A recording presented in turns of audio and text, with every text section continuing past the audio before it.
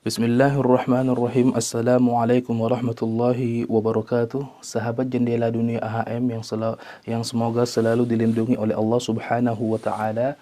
Pada kesempatan ini insyaallah saya akan membahas mengenai salah satu bab yang ada di ilmu tajwid, yaitu mengenai mad silah. Dan ini sangat memiliki keterkaitan erat dengan haul kinayah. Haul kinayah itu ha domir mufrad mudzakkar ghaib, ya. Jadi domir ha mudzakkar ghaib, mufrad mudzakkar ghaib itu ketika diapit atau ketika berada di antara dua huruf, maka dia memiliki 4 keadaan. Baik. Keadaan ada 4 keadaan, ya. Ketika ha ini ya berada di antara dua huruf, ya, sebelumnya dan setelahnya. Keadaan yang pertama, huruf yang pertama sebelum huruf ha itu mati. Kemudian ha, kemudian huruf setelahnya juga mati. Seperti wa atainahul injila. Ada hu ini, ya. Sebelumnya ada alif. Mati. Sebelahnya ada hamzatul wasl. Mati. Berarti ha berada di antara dua huruf yang mati. Nah, ini yang pertama. Yang kedua, ha berada di antara dua huruf. Yang pertama mati, huruf setelahnya hidup. Ya, contoh, ya. Ini agak terbalik, ya. Ini contoh untuk di sini, ya. Contoh fihi huda. Fihi huda. Huruf ha, dhamir mufrad ghaib. Sebelumnya ada huruf ya, mati.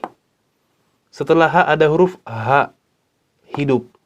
Ya. Ini keadaan yang kedua. Keadaan yang ketiga, ha berantara di antara dua huruf. Yang pertama hidup, yang kedua mati, ya. Contohnya, ya, saya tulis terbalik, ya.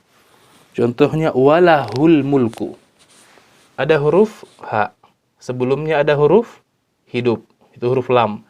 Setelah huruf ha ada huruf yang mati, hamzatul wasl, ya. Walahul mulku. Ya, jadi diapit oleh dua huruf. Yang pertama hidup, yang kedua mati. Yang pertama hidup, yang kedua mati.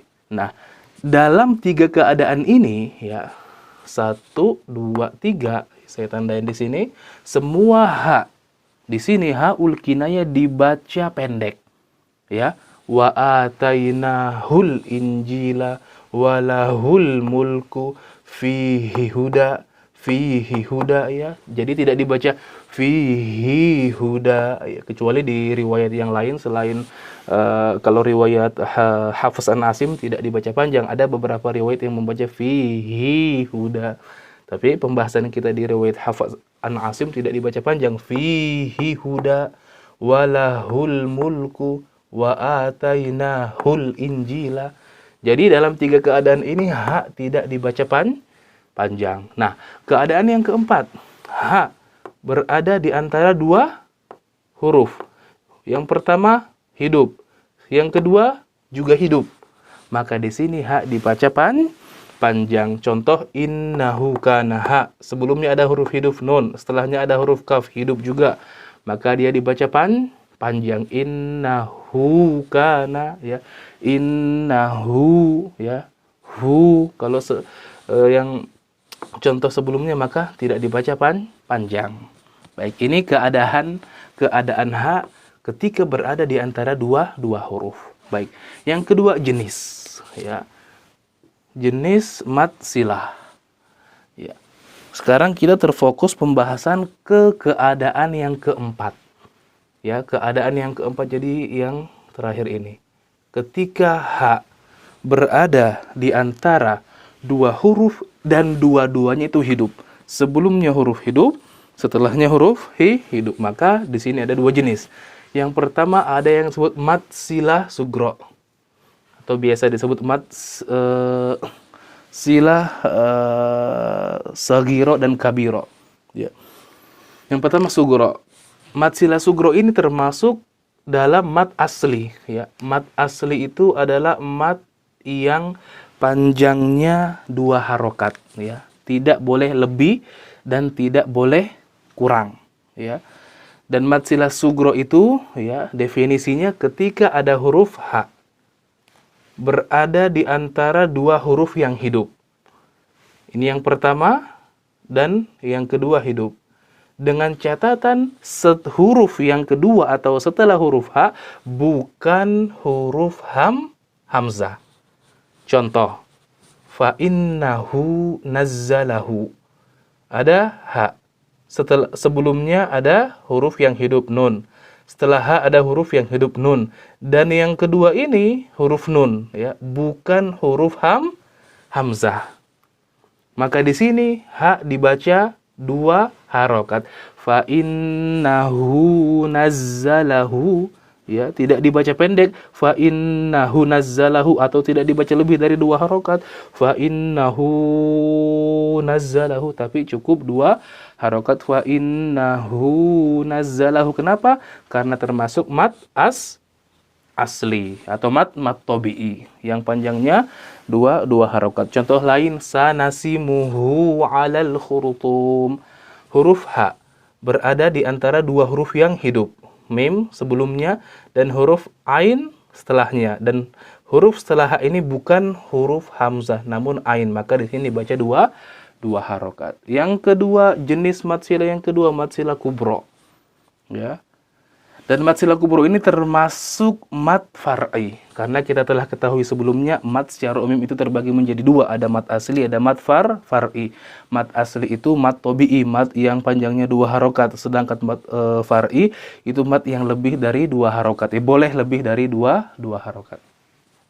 Ya, mad far'i. Ya, karena dia termasuk di sini mad jaiz munfasil. Ya, definisinya ketika ha berada di antara dua huruf yang hidup. Yang pertama hidup, yang kedua hidup. Dengan catatan ya, huruf hidup yang kedua adalah huruf hamzah. Contohnya malahu akhlada. Hamzah berada di antara dua huruf yang hidup ya. Berada di antara dua huruf yang hidup. Yang pertama huruf lam, yang kedua huruf hamzah. Perhatikan, maka di sini dia termasuk mad jaiz munfasil yang dibaca boleh. Jaiz itu artinya boleh. Jaza yajuzu. Boleh apa?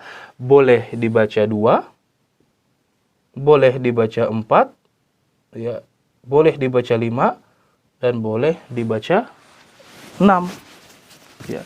Intinya boleh, artinya boleh lebih dari dua harokat, tergantung tingkatan bacaannya nanti. Dia mau baca dengan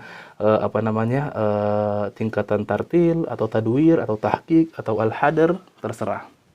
Intinya di sini ketika ha berada di antara dua huruf hidup, kalau huruf yang kedua itu adalah hamzah, maka panjangnya boleh lebih dari 2 harokat. Baik. Ini merupakan penjelasan mengenai mad silah ya, sugro dan kubro ya, simple dan mudah sekali. Mudah-mudahan dapat dipahami dengan baik, dan dengannya kita lebih bisa membaca Al-Qur'an dengan baik dan benar. Jazakumullahu khairan. Wassalamualaikum warahmatullahi wabarakatuh.